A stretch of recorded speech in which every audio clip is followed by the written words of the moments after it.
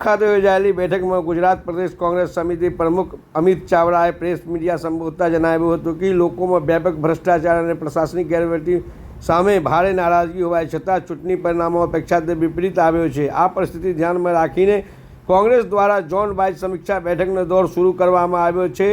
ઉત્તર ગુજરાત, મધ્ય ગુજરાત અને દક્ષિણ ગુજરાત બાદ હવે આજે રાજકોટ ખાતે સૌરાષ્ટ્ર 11 જિલ્લા તેમજ 6 નગરપાલિકા મહત્વપૂર્ણ બેઠકો યોજાઈ હતી।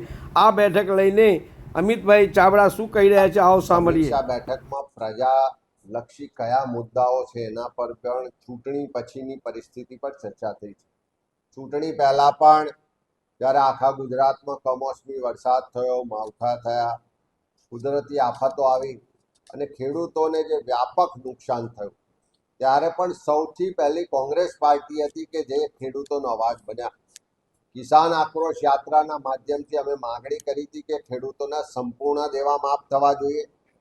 સાથે સાથે જ્યારે અમે આ યાત્રા લઈને સૌરાષ્ટ્રમાં નીકળ્યા, ગુજરાતમાં જન આક્રોશ યાત્રા લઈને નીકળ્યા, ત્યારે દરેક ગામમાં ખોટી જમીન માપણીની પણ વ્યાપક રજૂઆતો થઈ। મહેસૂલ વિભાગમાં ખેડૂતોને જે એન્ટ્રીથી લઈને અનેક રીતે ભ્રષ્ટાચારનો ભોગ બનવું પડે છે એની પણ રજૂઆતો થઈ। ઉત્પાદનના પ્રમાણમાં પૂરતા બજાર ભાવ નથી મળતા।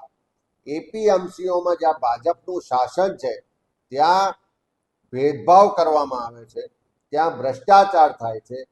એ આખી પ્રથા સામે પણ સવાલો ઉઠ્યા।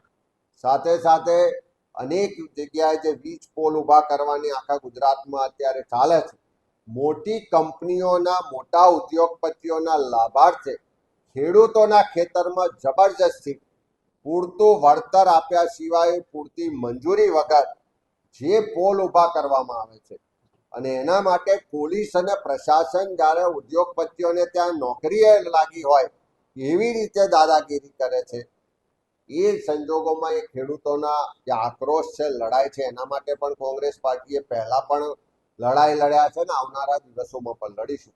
ત્યારે આ ખેડૂતોના જે પોલ બાબતના પ્રશ્નો છે, ખેડૂતોના દેવા માફીની વાત છે, ખેડૂતોને ઉત્પાદનના પૂરતા બજાર ભાવ મળે, માર્કેટની વ્યવસ્થા થાય અને સાથે સાથે ખોટી જમીન માપણી રદ કરવાના મુદ્દાઓને લઈ સૌરાષ્ટ્ર સહિત આખા ગુજરાતમાં ખેડૂતો માટેની લડતની શરૂઆત